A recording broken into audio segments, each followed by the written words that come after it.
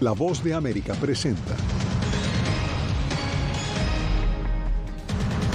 Ante la justicia comparece por primera vez el sospechoso de filtrar documentos de inteligencia del Pentágono. Florida prohíbe el aborto desde la 6ª semana de gestación y reaviva el debate nacional. Estados Unidos está listo para derogar el Título 42, pero advierte que entrarán en vigor nuevas regulaciones. Y el Fondo Monetario Internacional urge medidas contra la inflación en Latinoamérica.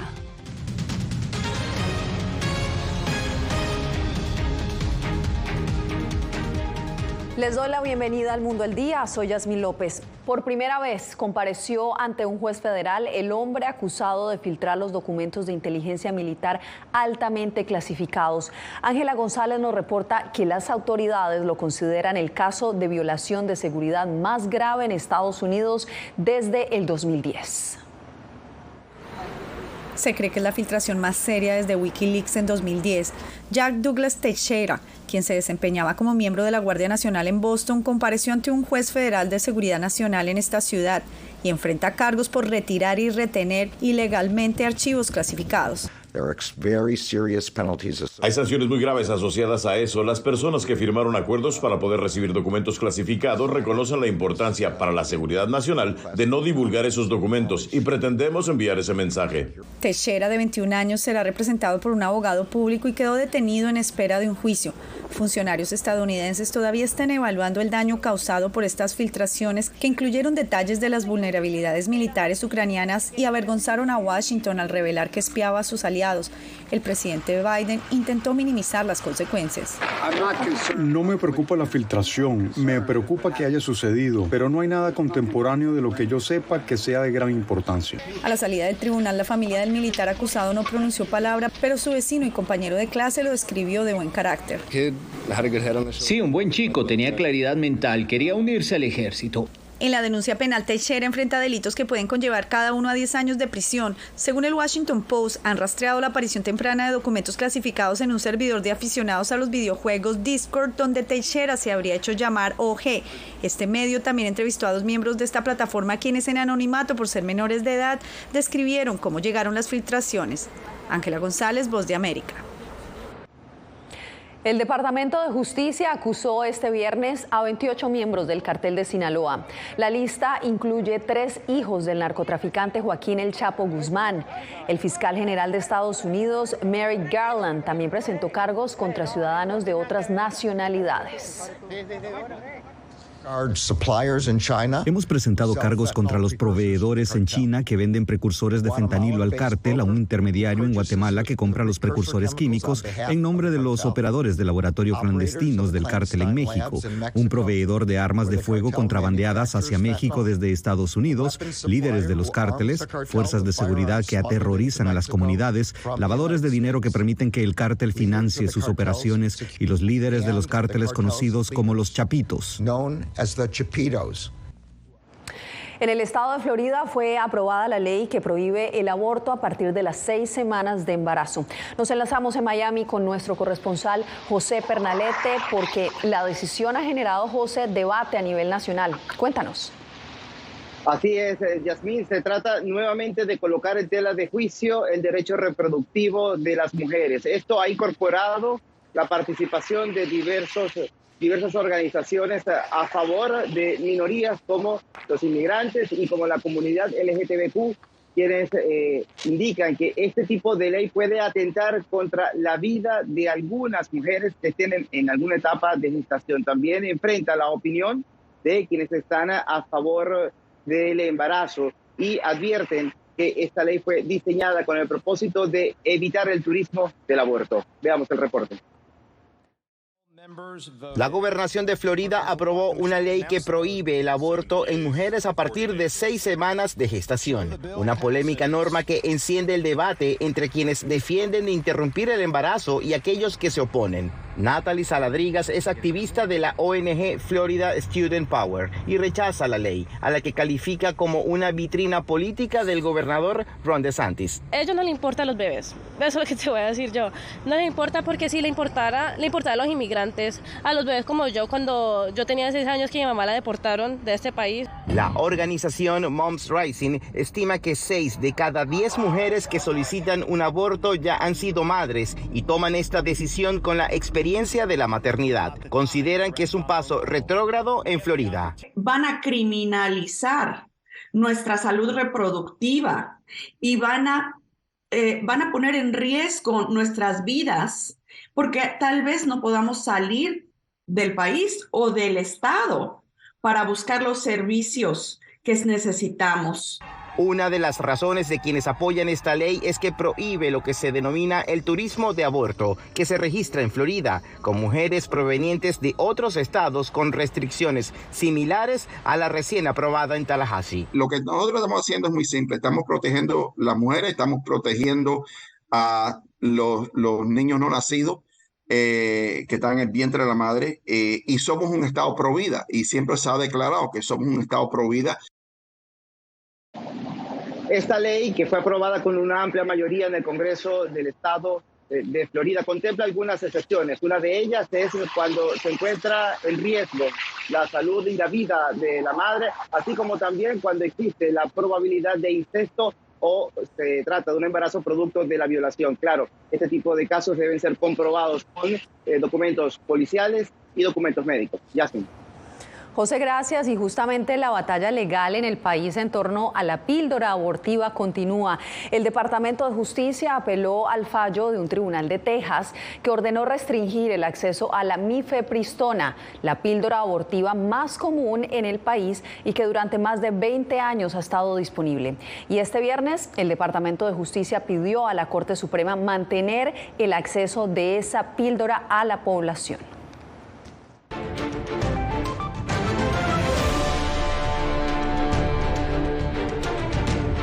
La administración Biden advierte que los cruces fronterizos irregulares serán castigados con otros instrumentos legales una vez sea derogado el título 42 el 11 de mayo. Jorge Agobián entrevistó a la asesora especial del presidente Biden para temas migratorios, Katie Tobin, y quien dijo que el gobierno coordina con países aliados para evitar un aumento en los flujos irregulares.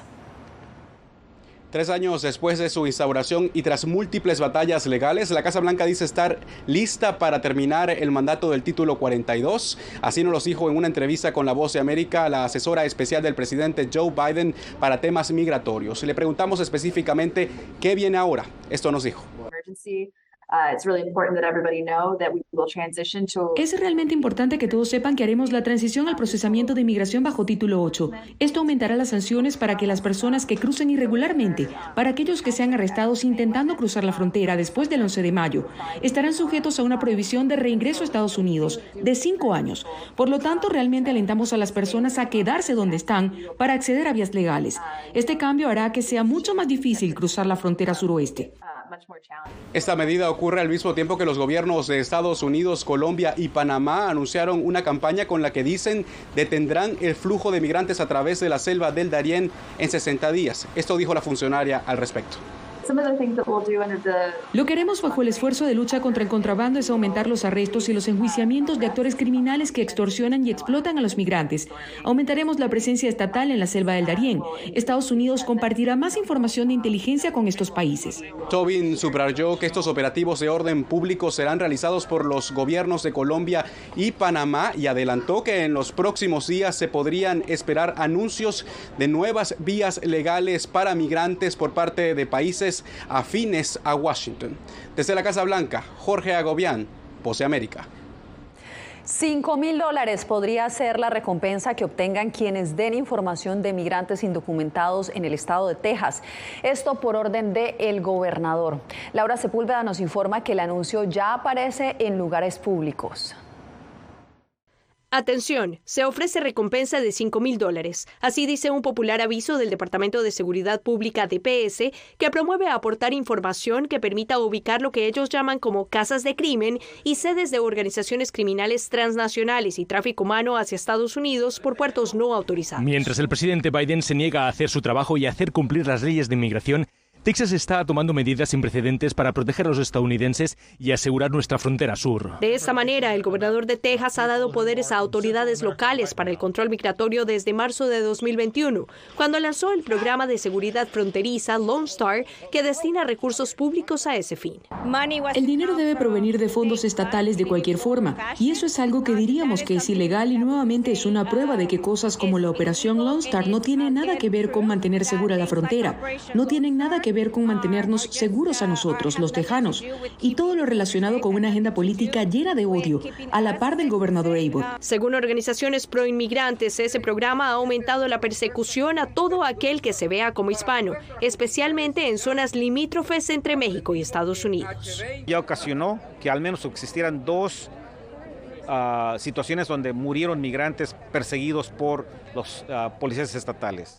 Según reporta el Departamento de Seguridad Pública de Texas, desde el inicio del programa, al menos 261 casas de crimen han sido descubiertas y 3,000 indocumentados han sido detenidos. Laura Sepúlveda, Voz de América, Austin, Texas. Crece la preocupación en Guatemala por la migración de menores de edad. Varias organizaciones alertan por el aumento de niños que migran sin acompañante adulto y sin documentos. Informa Eugenia Sagastume. Este video fue publicado el pasado 23 de marzo por el jefe de la patrulla fronteriza, Raúl Ortiz, y muestra cómo un menor guatemalteco de 1 año de edad fue abandonado por un traficante de migrantes muy cerca de la orilla del río Colorado. De inmediato fue rescatado por un agente fronterizo, una evidencia de que el flujo de menores migrantes no acompañados persiste. Un alto porcentaje de ellos pues proviene de los países del Triángulo Norte y México, pero lo más dramático es que aproximadamente el 15% son niños menores de 13 años de edad. 23 menores no acompañados fueron deportados por Estados Unidos en días recientes, sumando así más de 1,000 casos en 2023. La preocupación es alta porque además de los peligros que enfrentan en la ruta, su futuro es incierto tras ser repatriados. Habrá que establecer, y este es un tema de una investigación social muy fuerte, si no se trataba de una revinculación familiar. También habrá que descartar cualquier otro móvil como podría ser la trata de personas. Y aunque muchos son deportados, el hecho de que los menores tengan mayor posibilidad de ingresar a territorio estadounidense provoca mayor migración, opinan expertos. Mientras esta situación no cambie, que las autoridades estén aceptando la gran mayoría de menores, va a continuar la migración hacia los Estados Unidos en cantidades desproporcionadas. Eugenia Sagastume, Voz de América, Guatemala. Al volver, ¿qué tan dañinas son las redes sociales para los jóvenes? Les contamos qué dicen los expertos.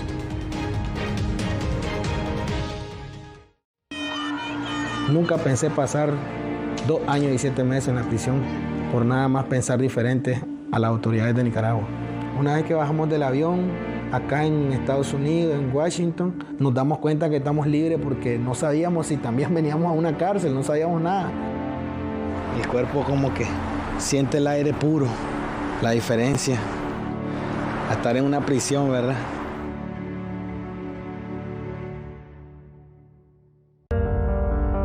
En tiempos de cambios, cuando el mundo parece incierto y lo que escuchamos no refleja lo que vemos, buscamos la verdad. A través de la pantalla de la... Cuando nos cuentan solo una parte de la historia, perdemos la confianza.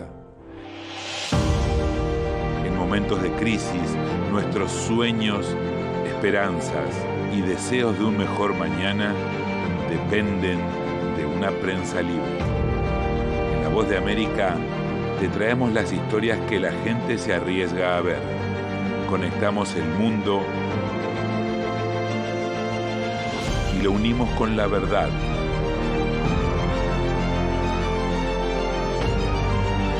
En La Voz de América te presentamos el panorama completo.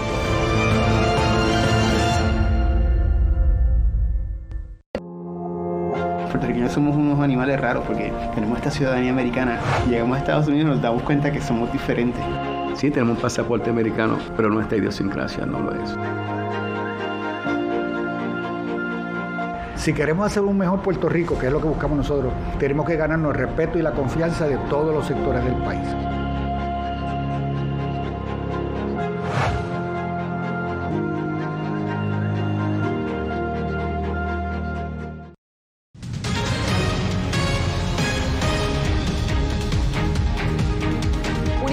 Pesimista sobre la economía latinoamericana emitió el Fondo Monetario Internacional, que esta semana celebra en Washington su reunión primaveral. El organismo prevé que la economía se desacelerará frente a una persistente inflación que no desciende con la suficiente rapidez. Jacopo Luzzi tiene los pormenores. Malas noticias para América Latina. Según el Fondo Monetario Internacional, este año su crecimiento económico bajará a 1,6%, en comparación con el notable 4% del 2022. El problema, la inflación subyacente sigue siendo obstinadamente alta, hasta el 7% alrededor de la región. Sabemos que esta alta inflación perjudica de manera desproporcionada a los hogares de bajos ingresos, particularmente porque se ha concentrado en grandes aumentos en los precios de los alimentos. La buena noticia es que la mayoría de la región evitará una recesión. Sin embargo, para Gustavo Adler del Departamento del Hemisferio Occidental en el FMI, es imperativo frenar la demanda interna en los países latinoamericanos, y esto requiere inevitablemente enfriar el mercado laboral, que ahora superó su límite. Lo único que decimos es que básicamente la demanda, el consumo y la inversión tiene que crecer en línea con la capacidad de producir más empleos de la economía, de generar esos empleos. Y eso es lo que necesita hacer la política fiscal y la política monetaria. El economista Marcelo Yugale vislumbra otra posible solución sobre lo que los gobiernos podrían cortar. Yo no creo que ellos estén proponiendo abiertamente despidos. Entonces, yo creo que va más por el lado de enfriar la demanda a través del gasto público. Según el Fondo Monetario Internacional, los bancos centrales no pueden luchar solos contra la inflación y los gobiernos deberían ser más protagonistas para así evitar una recesión y tasas de interés altas. Jacopo Luzzi, Voz de América, Washington. Una cálida bienvenida disfrutó este viernes el presidente de Brasil, Luis Ignacio Lula da Silva, en Beijing, al reunirse con su homólogo chino Xi Jinping en el marco de su visita oficial. Lula busca restablecer las relaciones con el mayor socio comercial de Brasil luego de 4 años de congelamiento de las relaciones diplomáticas durante el gobierno de su predecesor Jair Bolsonaro. También se espera que Lula le pida a Xi mediar en las conversaciones de paz entre Rusia y Ucrania. Avanzan los esfuerzos de legisladores estadounidenses que buscan restringir el acceso de los menores de edad a las redes sociales. Verónica Valderas Iglesias nos informa. Prohibido el acceso a las redes sociales a menores de 18 años sin el consentimiento de sus padres. Ese será el nuevo estándar en el estado de Utah en marzo de 2024, cuando entren en vigor 2 leyes aprobadas por el gobernador Spencer Cox. La depresión y otros problemas de salud mental van en aumento y las compañías dueñas de redes sociales saben que sus productos son tóxicos. Gobernadores y legisladores de otros estados también quieren penalizar a las plataformas, pero aún no existe evidencia científica para concluir que el uso de las redes sociales es la única causa de los problemas de salud mental en los niños, aclara el científico en jefe de la Asociación Estadounidense de Psicología, Mitch Prinstein.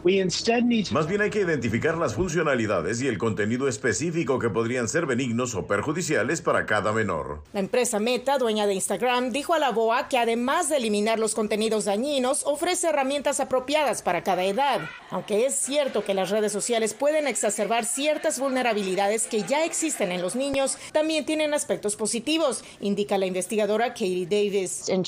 Los adolescentes suelen usarlas para obtener información o obtener apoyo cuando exploran su identidad. Linda Charmarman, consultora de Meta, aboga por una colaboración entre los gigantes tecnológicos y los científicos para hallar formas innovadoras de identificar cuando alguien tiene problemas. La experta también invita a los padres de familia a informarse sobre los beneficios y perjuicios de las redes sociales para aconsejar mejor a los niños. Verónica Valderas Iglesias, Voz de América, Washington. La Corte Internacional de Justicia extendió la disputa entre Venezuela y Guyana por la soberanía del Esequibo. Esto y más al volver.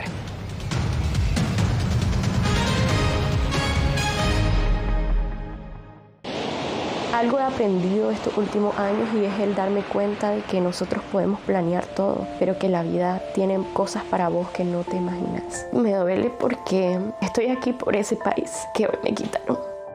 Yo siempre he dicho que la libertad está en la mente y el hecho de que tu cuerpo esté en un lugar no significa que no sos libre. Siempre me sentí libre, incluso estando presa me sentí más libre porque pude darme cuenta que si estaba ahí es porque realmente he elegido qué hacer con mi vida.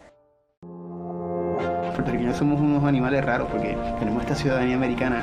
Llegamos a Estados Unidos y nos damos cuenta que somos diferentes. Sí, tenemos un pasaporte americano, pero nuestra idiosincrasia no lo es.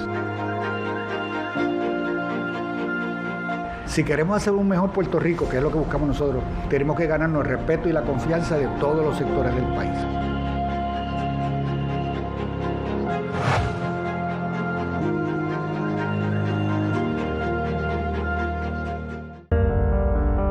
En tiempos de cambios, cuando el mundo parece incierto y lo que escuchamos no refleja lo que vemos, buscamos la verdad. A través de la pantalla de la... Cuando nos cuentan solo una parte de la historia, perdemos la confianza. En momentos de crisis, nuestros sueños, esperanzas y deseos de un mejor mañana dependen de una prensa libre. En La Voz de América te traemos las historias que la gente se arriesga a ver. Conectamos el mundo y lo unimos con la verdad.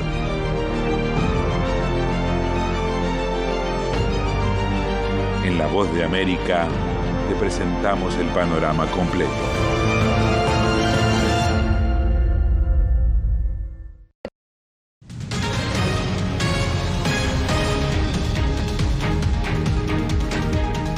Continúa la disputa entre Venezuela y Guyana por la soberanía del Esequibo después de que la Corte Internacional de Justicia declarase inadmisibles las excepciones preliminares de Venezuela y pospusiera su fallo hasta el 2024.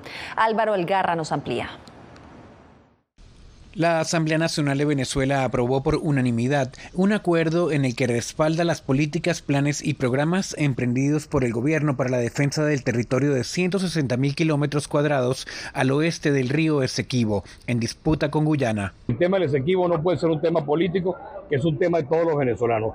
Es un tema que nos tiene que agrupar a quienes pensamos de una manera o a quienes pensamos de otra. El abogado Antonio Bello, especialista en Derecho Internacional Público, espera que la Corte sea imparcial, justa y emita una decisión clara y contundente en 2024. Es decir, el juicio recién comienza y, por supuesto, los argumentos van a ser difíciles de establecer por el largo tiempo transcurrido. La vicepresidenta Delcy Rodríguez enfatizó que Venezuela seguirá ejerciendo la defensa del territorio en todos los ámbitos, a pesar de no reconocer el rol de la Corte. Que la República Bolivariana de Venezuela no reconoce el mecanismo judicial como medio de resolución de la mencionada controversia, por cuanto excluye la naturaleza y objeto de este acuerdo. El presidente de Guyana, Irfan Ali, afirmó que Guyana confía en que el tribunal defenderá su antigua frontera internacional con Venezuela y que Guyana siempre ha estado plenamente comprometida con la resolución pacífica de la disputa. Venezuela reclama desde 1897 el Esequibo, un territorio rico en oro, bauxita, diamantes, maderas y petróleo. Álvaro Algarra, Voz de América, Caracas. Otro periodista nicaragüense encarcelado podría ser acusado de ciberdelito. Activistas temen que la imputación se base en su cobertura durante Semana Santa. Donaldo Hernández nos informa. El periodista nicaragüense Víctor Ticay cumplió este jueves una semana detenido, sin que las autoridades judiciales informen sobre su arresto y los cargos que le serán imputados, según denuncian diversas organizaciones de derechos humanos. Es preocupante la situación actual de Víctor Ticay. En Nicaragua no existe un Estado de Derecho en el que podamos garantizar de que se encuentra bien o que se está llevando un proceso en su contra o que esta detención tiene otro fondo que no sea político. El movimiento Periodistas Independientes de Nicaragua resalta que Ticay podría ser procesado bajo la ley de ciberdelito, tras darle cobertura a una actividad religiosa que el gobierno prohibió. Ya debieron de haber presentado cargos si es que lo van a acusar por alguna, aunque conocemos de manera extraoficial que será acusado por la ley de ciberdelitos, la ley que inventó el mismo régimen de Daniel Ortega. La ley especial de ciberdelito fue aprobada a finales del año 2020 y se ha utilizado para procesar a decenas de opositores y periodistas, advierten activistas por la libertad de prensa. Existe un amplio margen de discrecionalidad para que cualquier información que no les convenga puedan considerarla como una noticia falsa. El Comité para la Protección de Periodistas y el gobierno de Estados Unidos se sumaron a las voces que demandan a Nicaragua la libertad del periodista Víctor Ticay. Donaldo Hernández, Voz de América. El instante es la alternativa de emprendedores bolivianos para reducir el uso del plástico.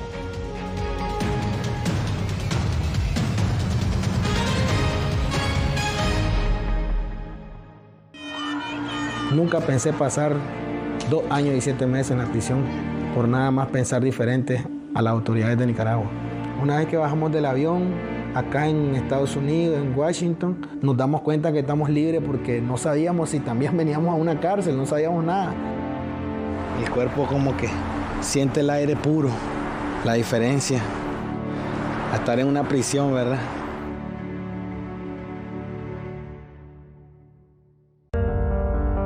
En tiempos de cambios, cuando el mundo parece incierto y lo que escuchamos no refleja lo que vemos, buscamos la verdad. A través de la pantalla de la... Cuando nos cuentan solo una parte de la historia, perdemos la confianza. En momentos de crisis, nuestros sueños, esperanzas y deseos de un mejor mañana dependen de una prensa libre. En La Voz de América te traemos las historias que la gente se arriesga a ver. Conectamos el mundo y lo unimos con la verdad.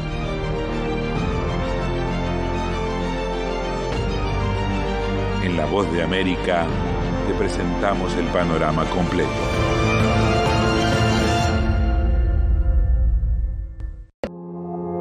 Puertorriqueños somos unos animales raros porque tenemos esta ciudadanía americana. Llegamos a Estados Unidos y nos damos cuenta que somos diferentes. Sí, tenemos un pasaporte americano, pero nuestra idiosincrasia no lo es. Si queremos hacer un mejor Puerto Rico, que es lo que buscamos nosotros, tenemos que ganarnos el respeto y la confianza de todos los sectores del país.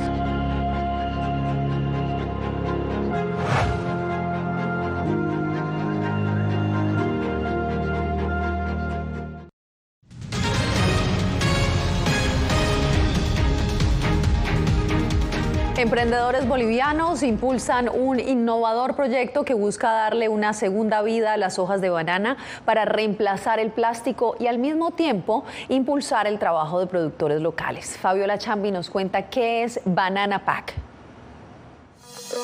Inmensas hojas de plátano o banana, que son generalmente desechadas, resultaron ser la materia prima para unos innovadores empaques ecológicos en Bolivia, que son usados por chefs o servicios de cocina por encargo. Las hojas así verdes como las ves en el árbol, esas mismas nosotros les hacemos un proceso térmico y estas hojas van a reemplazar al papel aluminio en la cocina. Es decir, tú puedes envolver en estas carne y que vaya al horno, guisos al sartén. Los plásticos tradicionales derivados del petróleo no tienen la posibilidad que tiene un elemento natural, que es respirar. Más allá de este producto artesanal está el valor social del emprendimiento, que da empleo a varias familias del oriente boliviano, donde Alicia Balda trabaja con su socio David Viraca.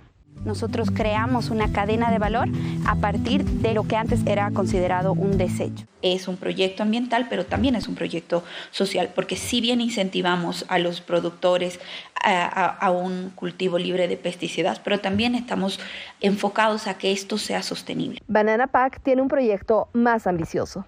Los biopolímeros son básicamente el plástico biodegradable. Aquí tenemos un primer plástico, este es bastante flexible, como pueden ver. Estamos pensando, como ves ahí, hacer las bombillas, hacer vasos. La joven emprendedora viajará a Estados Unidos como parte del programa Young Leaders of the Americas Initiative y espera pronto consolidar el proceso de industrialización de su empresa y generar más empleos. Fabiola Chambi, Voz de América, Bolivia. El baile de más de 11.000 personas estableció un récord mundial. Sucedió en India, donde se reunieron bailarines y músicos en este escenario que están viendo en pantalla para bailar la danza Bihu, una tradición folclórica que marca el comienzo del año nuevo asamés y es parte integral de su cultura. Con esto me despido por hoy. Feliz fin de semana.